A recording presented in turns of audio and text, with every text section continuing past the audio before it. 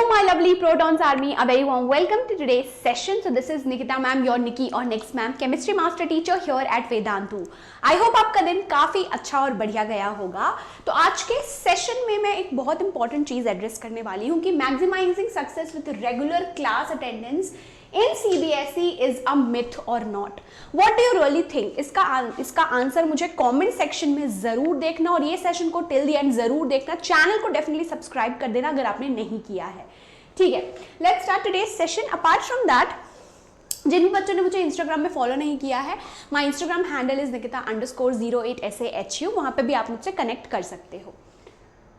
Okay, so regular class attendance maintain करना, that is often emphasized as a key factor in academic success. There are actually 4 key points.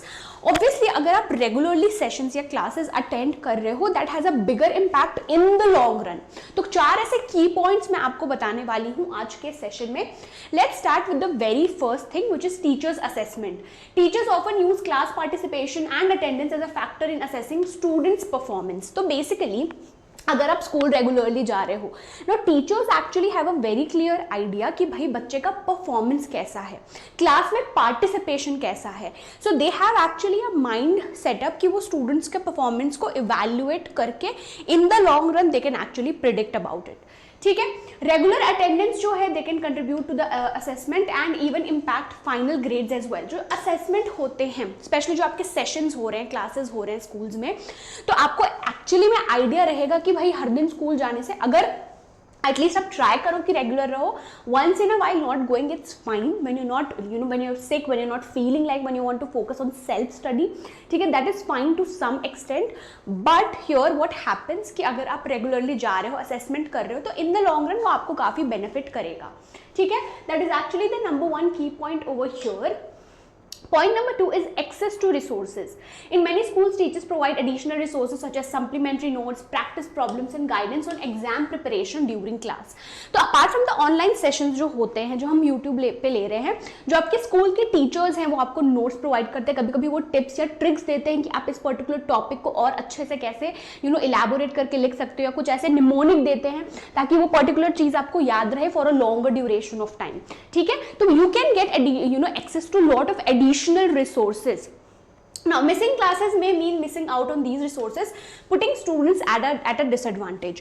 So obviously अब किसी को अपना घाटा तो पसंद नहीं होगा, right? तो in the long run obviously ये काफी ज्यादा beneficial होता है आप सबके लिए। आपको extra notes मिल रहे हैं, practice problems मिल रहा है, और teachers obviously you would be connecting to some set of teachers जो आपको proper pathway देते हैं।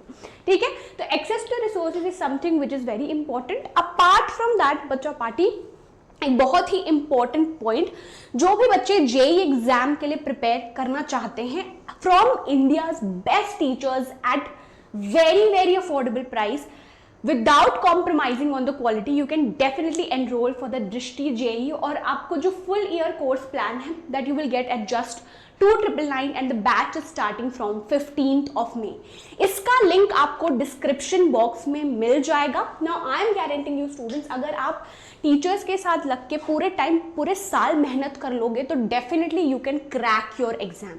ठीक है, so complete this is for JEE 2026 aspirants जो IIT JEE एग्जाम का प्रिपरेशन इफेक्टिवली कर सकते हैं। Now what are the different things you're getting here?